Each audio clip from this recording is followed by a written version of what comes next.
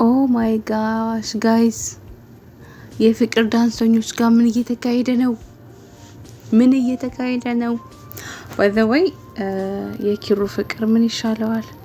ሰው ግን እንዴት በዚህ ልክ አይገባውም? አላፈቅርህም መባልና የሆነ ነገር ከሆን በነገራችን ላይ አንዳንዶቻችን እኮ እንደዚህ ነን ማለት የሆነ ተቃራኒ ፍቅር ሲኖር ግግም ካለን ግግም ነው የምንለው ማለት በቃ ይህ የራሳችን ስሜት እኛ ጋር ያለውን ስሜት የእያንዳንዱን ነገር ከሰዎች ጋር ማች ነው የምናደርገው። በቃ እኔ የሚሰማኝን ስሜት ሂጅ ልጥፍ ያሰው ጋር እሷ የራሷ የሆነ ችግር ስላለባት ነው በነገራችሁ ላይ ማለት ነው። የሳምሪ ወንድም በሷ ምክንያት የሞተ ይመስለኛል። ግን ስለዚህ ታሪክ ለማወቅ አልጓጓችሁም? ማለት ምን ሆነ፣ እንዴት ተፈጠረ፣ ለምን ምናምን የሚለው ሌላኛው ነገር ዳጊና ፍቅር መች ነው የሚተዋወቁት? መች ነው ፍቅር የዳጊ እንደሆነች የሚያውቀው? ኦ ማይ ጋሽ ማለት እናቷን ቢያየት እኮ ያቃታት። ምክንያቱም ያው ህፃን የነበረችው ፍቅር እንጂ እናቷን አይደለም። ስለዚህ ምን አለ በሆነ አጋጣሚ ፍቅርና እናቷን አንድ ላይ ባያቸው። ሌላኛው ደግሞ እንደኔ የጓጓና እንደኔ ተርከክን የሚባለው የሆነ ደንግጦ ይባናን ብሎ ያሰበ ሰው ነበረ ማለት ስለ ሳምሪ ጓደኛዋ ናት ምናምን ስትል የእውነት አይዳግም። መች ነው ግን ይሄን ነገር የሚያስታውሰው? መች ነው የሚያስታውሰው? ሌላኛው ነገር ፍቅር እንደው ያልታደለች አዘንኩላት። አሁን ሳምሪ ጀመር ለፍቅር ያላትን ጥላቻ ታውቃላችኋ። ከዛውን ደግሞ ወንድሟን በተመለከተ ሲሆን ነገሩ እንዴትና ወዴት እንደሚሆን ፈጣሪ ነው የሚያውቀው። በጣም የሚከብደው ጋይስ። ሌላኛው ነገር ደግሞ እኔ ብቻ ነኝ ይሄ ነገር ተሰማኝ ወይስ የሳምሪ ጓደኛ ራሱ ከዳግም ከሸበላው ፎንቃሽ ሊዛት እያሰበች ነው? ኦ ማይ ጋድ። ሳምሪ ደግሞ እየቀናች ነው። ጭራሽ ሳትነግረኝ ተገናኛችሁ፣ ጭራሽ እጁን ያዘሽ እጃ እንዴ! አንዳንድ ፍቅር ግን በነገራችን ላይ እንደዚህ እኮ ነው የሚያደርገው። ኦ ማይ ክርስቶስ፣ ኦ ማይ ጋድ።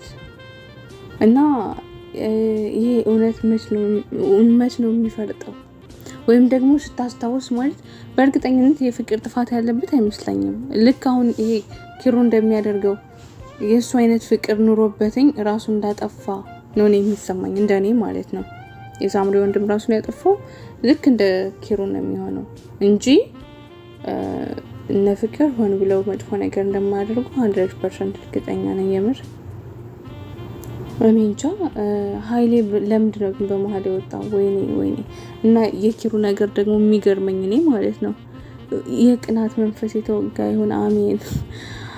ጭራሽ የሆነ ለሱ ብሎ የሆነ ነገር በነገራችን ላይ ብዙ ጊዜ መገንዘብ ያለብን ብዙ ጊዜ ሰዎች ለኛ እንደዚህ ሀሳብ ሲሰጡን ማለት ለኛ ልክ መስሎ የሚታየን ለሰዎች ልክ የማይሆነው ሰዎች እኛን ሳይሆን ነው። ሰው ራሱን ቢያይኑሮ የራሱን ችግር ቢያይኑሮ ሰዎች ተት ባልሰራን እንደ ሰው ማለት ነው። ነገር ግን ብዙ ጊዜ ምንድነው የሚፈጠረው? ለኛ የማይታየን ለሰዎች ታይቷቸው ሰዎች ሀሳብ አስተያየት ሲሰጡ አንቀበላቸውም። ምክንያቱም አሁን ያኛው የኪሩ ጓደኛ የሆነ ነገር ሲለው ሄደህ አንተም ነገራት ምናምን እንደዚህ በቃ የሆነ አለ አይደለ በጥሩ ነገር አይተረጉመውም። ከእነሱ ርቆ ላይርቅ ነገር አንዳንዴ ግን የምንባለውን ነገር ብንሰማ አሪፍ ነው። አሁን ለምን በኔጌቲቭ ነገር አሰብክ ብሎ ጓገጭ አለ። ነገር ግን ልክ ነው። አሁን እሷ እንደዛ አለችው፣ ያኛው ያሰበው ጓደኛው ያሰበው ኖርማሊ እንደዛ ነው። ልክም ነው ደግሞ የሆነ ከሞት በሷ ምክንያት ሰዎች የሆነ ነገር እንዲሆኑ አትፈልግም። ለዛ ነው። እና ሀብሉ ደግሞ ለትንሽ ኦ ማይ ክርስቶስ ለትንሽ ደግሞ የሀብሉ ነገር ጋይስ ማለት ይሄኛው ራሱ እንኳንም ወሰደው እንጂ አስባችሁታል? የእሷንና የወንድሟን የመጀመሪያ ፊደርስን ብታገኘውና የማን ነው እንዴት ነው?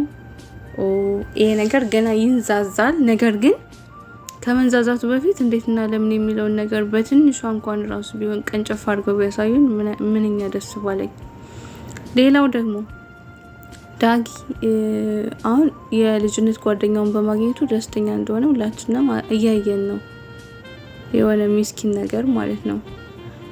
ነገር ግን ከፍቅር ጋር የሆነ ነገር አለው ማለት ወንዶች የሆነ የተከለከለ ነገር ያስደስታቸዋል። ስለዚህ የሆነ ነገር በቃ ዙሮ ወይም ደግሞ በቃ ፍቅር እንደዚህ ነው ማለት ይቻላል። ዙረው አንድ ላይ የሚገናኙት ነገር ደስ አይልም? በዛ ማለት በዚህም በቃ ከእሷ ጋር የእያንዳንዱ ኮንታክቱ እሷ ጋር የሚያገናኘው ነገር ኦ ማይ ጋሽ።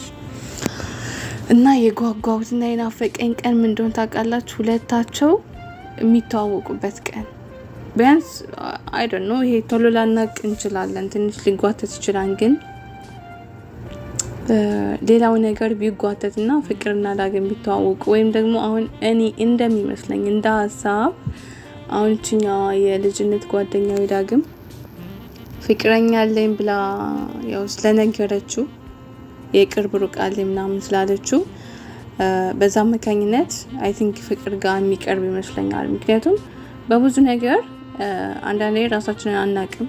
እኛ የምንፈልገውን ብቻ ስንከተል ልባችን የሚፈልገው ሌላ ነገር ነውና እነሱ ደግሞ ፍቅራቸው ሪሊ ስለሆነ ደስ የሚል የልጅነት ምናምን ያው ይቃቃባል ያለችበት ፓርት ላይ ታስታውሳላችሁ። አይ ቲንክ እንዳውም ሳምሪ ትንሽ ቀናች፣ ግን እኮ ባልሽ አይደለም አለቻት። ከዛ እሱ የቃቃባሏ ነበርኩኝ ተመለሰልሽ አለቻት። ወይ ሰው በነገራችን ላይ ራስን በራስ እንደዚህ ማቃጠል ግን ፌር አይደለም። ጥሩ ነገር አደርጋለሁ ብለው ጭራሽ ራሳቸውን እንደዚህ መልካም መቃጠል ይላሉ ሳምሪ ነው። የሆነ ነገሩ እየሳበ እየጎተተ የሚያመጣው ፍቅርና ፍቅር ጋር ነው፣ ዳግም ማለት ነው። በእያንዳንዱ አጋጣሚዎች ይገናኛሉ ሁለታቸውና የምር የእነሱ ልጅ ፍቅር መጨረሻው እኔ እንጃ ደስ እንደሚል አውቃለሁ። ግን ቢያንስ ይህንን ስቃይ በትንሹ ሊያቀላት የሚችለው አንድና ዳግም ነው እንደኔ።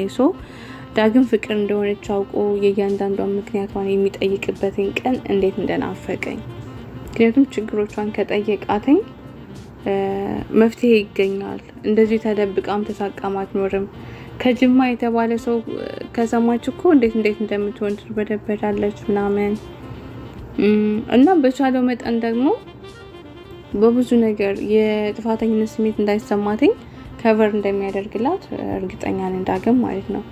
ግን ይሄን ለማድረግ የግድ መታወቅ አለባቸው። ሌላኛው ነገር ግን ደግሞ ለምንድነው ቶሎ የማይለቁልን እንዴ? አረቢክ ቶሎ ይለቀቅልን። የምር በጣም የሚያጓጓ ደስ የሚል ድራማ ነው አሁን ላይ ያለሁት። ሀገራችን ላይ አልተቻላችሁም ባይ ዘ ዌይ ማለት ነው። እና በርቱ። እናንተስ ምን ይመስላችሁ ነበር? እንደ ሀሳብ እኔ የተሰማኝና አስብኩትን ካየሁት ባሻገር እንደዚህ ነው። የተሰማችሁን እስኪ ሀሳብ አስተያየት ኮሜንት ላይ አስቀምጡ።